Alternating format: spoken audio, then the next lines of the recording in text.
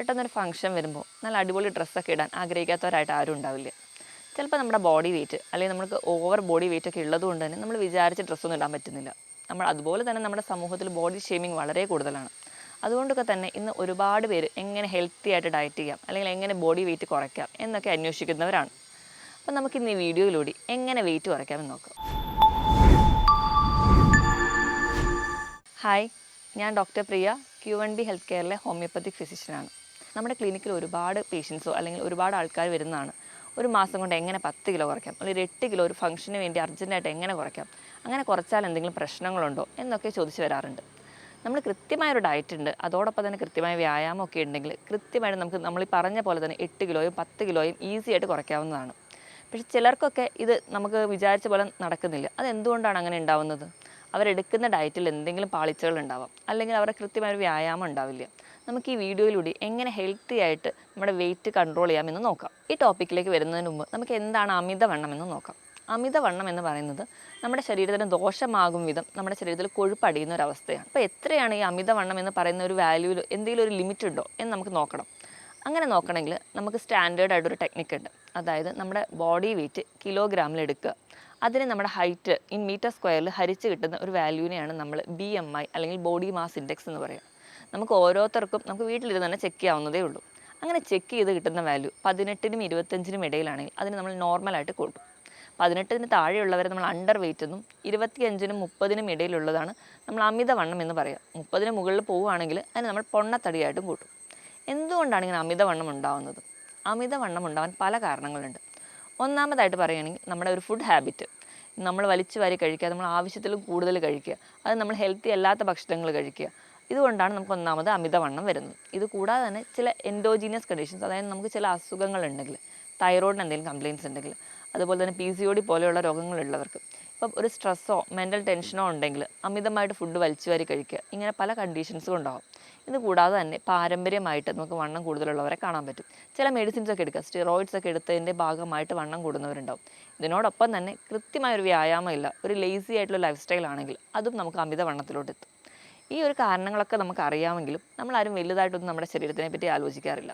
ചെറിയ ചെറിയ അസുഖങ്ങളൊക്കെ നമ്മുടെ ശരീരത്തിൽ പൊട്ടിമുളയ്ക്കുമ്പോഴാണ് നമ്മൾ അമിതവണ്ണമാണല്ലോ ഇതിനൊരു പ്രശ്നമെന്ന് ചിന്തിക്കുക. ഇന്ന് നമ്മൾ കണക്കുകളൊക്കെ നോക്കുകയാണെങ്കിൽ മിക്ക ജീവിതശൈലി രോഗങ്ങളുടെയും ഏറ്റവും ബേസ് ആയിട്ടുള്ളൊരു കോസ് എന്ന് പറയുന്നത് അമിതവണ്ണമാണ്. നമുക്കറിയാം, അമിതവണ്ണം കൂടുന്നതിനുകൊണ്ടാണ് നമുക്കിന്ന് ഹാർട്ട് കംപ്ലയിൻസ്, അതുപോലെ തന്നെ നമുക്ക് ഫാറ്റി ലിവർ പോലെയുള്ള രോഗങ്ങളും മറ്റ് മെറ്റബോളിക് സിൻഡ്രോംസ് ആയിട്ടുള്ള ഡയബറ്റിസ്, കൊളസ്ട്രോൾ, BP ഇവയെല്ലാം നമുക്ക് ഉണ്ടാവുന്നത്. ഇവയെല്ലാം ഒരു ഫൈനൽ റിസൾട്ട് എന്ന് പറഞ്ഞാൽ നമുക്കൊരു കംപ്ലീറ്റ് ഹാർട്ട് ഫെയിലിയറിലോട്ടൊക്കെയാണ് എത്തുക.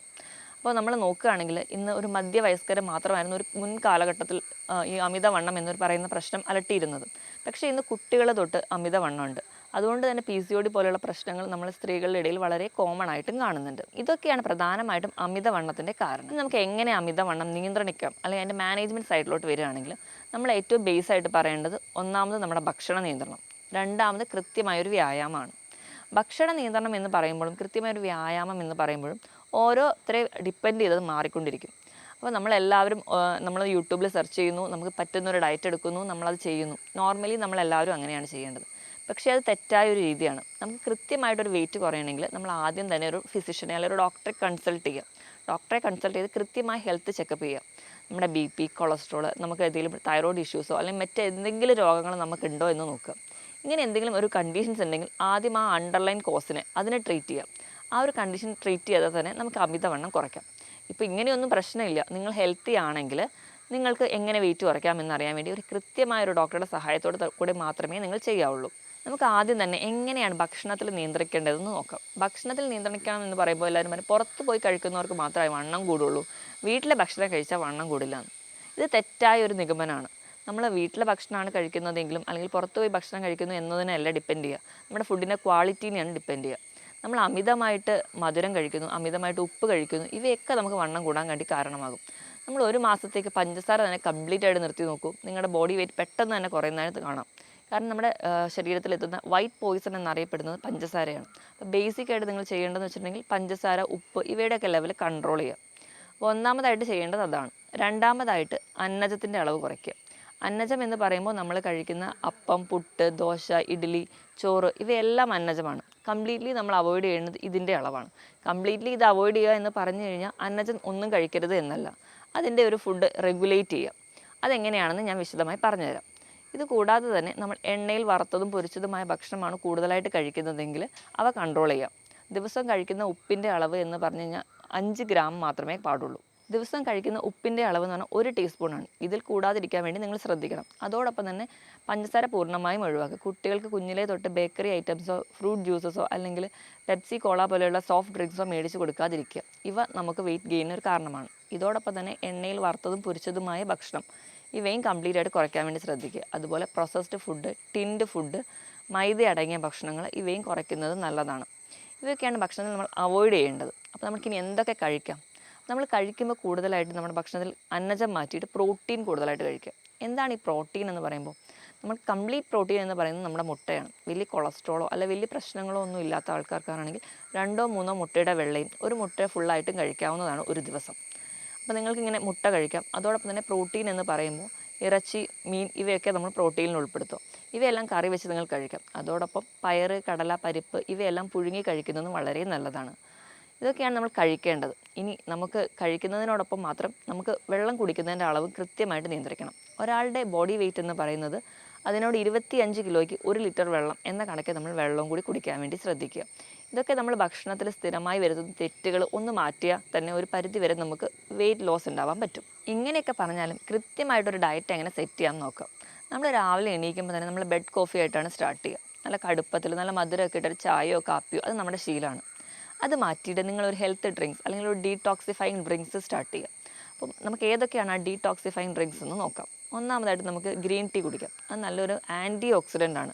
അപ്പോൾ ആൻറ്റി ഓക്സിഡൻ്റ് എന്ന് പറയുമ്പോൾ നമ്മുടെ ശരീരത്തിൽ ആവശ്യമില്ലാതെ ഉണ്ടാകുന്ന കുറേ ഓക്സിഡേറ്റീവ് സ്ട്രെസ്സും അതുപോലെ തന്നെ ഇൻഫ്ലമേറ്ററി റിയാക്ഷൻസൊക്കെ അത് നമുക്ക് ഉന്മൂലനം ചെയ്യാൻ പറ്റും. അപ്പം നിങ്ങൾക്ക് ഗ്രീൻ ടീയിൽ സ്റ്റാർട്ട് ചെയ്യാം. രണ്ടാമതായിട്ട് നിങ്ങൾക്ക് കുടിക്കാവുന്ന ഒന്നാണ് ചെറുനാരങ്ങ വെള്ളം.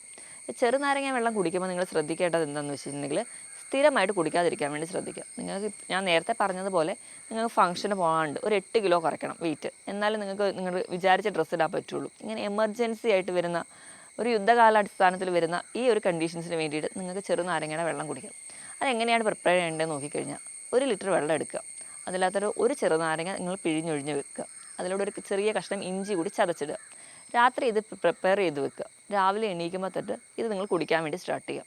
രാവിലെ ഒറ്റയടിക്ക് നിങ്ങൾക്ക് വെറും വയറ്റിൽ ഇത് കുടിക്കാൻ ബുദ്ധിമുട്ടുണ്ടെങ്കിൽ ലൈറ്റായിട്ടുള്ളൊരു ബ്രേക്ക്ഫാസ്റ്റ് 1 ദോശയോ 2 ദോശയോ കഴിച്ചതിന് ശേഷം നിങ്ങൾക്ക് സ്റ്റാർട്ട് ചെയ്യാം.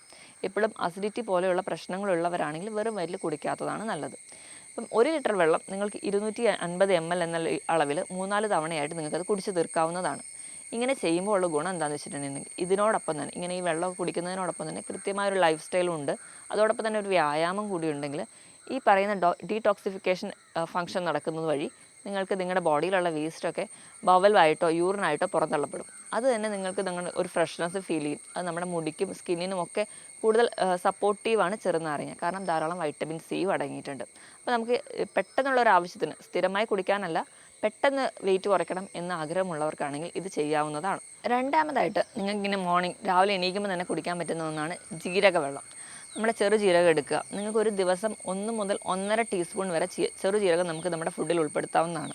അപ്പോൾ നിങ്ങൾ കുടിക്കാൻ എടുക്കുന്ന വെള്ളത്തിൽ അതിട്ട് ചെറുജീരകം ഇട്ട് നല്ലപോലെ തിളപ്പിച്ച ശേഷം ആ ഒരു വെള്ളം നിങ്ങൾ ഒരു 2 ഗ്ലാസ്സൊക്കെ രാവിലെ എണീക്കുമ്പോൾ കുടിക്കുക. നിങ്ങൾ ഇടയിലുള്ള സമയങ്ങളിലൊക്കെ ഈ ജീരക വെള്ളം കുടിക്കുകയാണെങ്കിൽ നമ്മുടെ മെറ്റബോളിക് ആക്ടിവിറ്റി കൂട്ടുന്നുണ്ട്. മെറ്റബോളിക് ആക്ടിവിറ്റി കൂട്ടാനുള്ള കാരണം എന്ന് പറഞ്ഞാൽ ജീരകത്തിൽ അടങ്ങിയിട്ടുള്ള തൈമോൾ എന്ന് പറയുന്ന ഒരു കണ്ടൻറ്റ് നമ്മുടെ പാൻക്രിയാസിനെ സ്റ്റിമുലേറ്റ് ചെയ്യും. അപ്പോൾ നമ്മുടെ പാൻക്രിയാറ്റിക് എൻസൈംസ് ഒക്കെ നല്ലപോലെ പ്രൊഡ്യൂസ് ചെയ്യും. അതിൻ്റെ ഭാഗമായിട്ട് നമുക്ക് ദഹന പ്രക്രിയ കൃത്യമായിട്ട് നടക്കുന്നു.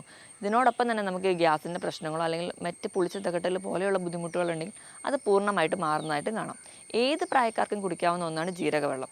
അപ്പോൾ നിങ്ങൾക്ക് സ്ഥിരമായിട്ട് അങ്ങനെ ചെയ്യുകയാണെങ്കിൽ നമുക്ക് ഒരു പരിധി വരെ നമുക്ക് ആവശ്യമില്ലാത്ത ഫാറ്റൊക്കെ ഉരുകി പോകുന്നത് കാണാം. പ്രധാനമായിട്ടും നമ്മൾ ഈ ജീരകവെള്ളം കണ്ടിന്യൂസ്ലി കുടിക്കുകയാണെങ്കിൽ നമുക്ക് തന്നെ അനുഭവിക്കാവുന്ന ഒന്നാണ് നമ്മുടെ വയറിൻ്റെ ഇടിപ്പ് അല്ലെങ്കിൽ അടിവയർ പോലെയുള്ള ഭാഗങ്ങളിലുള്ള മസിൽ ഫാറ്റ് എന്ന് പറഞ്ഞാൽ കുറച്ച് സ്റ്റിഫ്നാണെങ്കിൽ അത് ഒന്ന് ലൂസ് ആവുന്നതായിട്ട് നമുക്ക് തന്നെ ഫീൽ ചെയ്യാം. അപ്പോൾ ജീരകവെള്ളം നിങ്ങൾ സ്ഥിരമായിട്ട് കുടിക്കുന്നത് നിങ്ങൾക്ക് വെയിറ്റ് കുറയ്ക്കാൻ നല്ലതാണ്.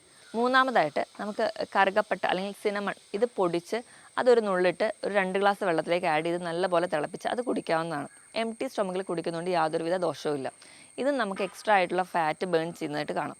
അതോടൊപ്പം തന്നെ നമ്മുടെ ബോഡി വെയിറ്റ് കുറയുന്നതിനോടൊപ്പം തന്നെ ഇൻസുലിൻ റെസിസ്റ്റൻസ് എന്ന് പറഞ്ഞ ഒരു കണ്ടീഷൻ നമുക്ക് ഉണ്ടാവാറുണ്ട്. അതായത് പ്രമേഹം, ടൈപ്പ് 2 ഡയബറ്റീസ് ഉള്ളവർക്ക്, PCOD പോലെയുള്ള കണ്ടീഷൻസ് ഉള്ളവർക്ക്. അപ്പം ഈ ഒരു കണ്ടീഷൻ നമുക്ക് കുറയുന്നതായിട്ട് കാണാം.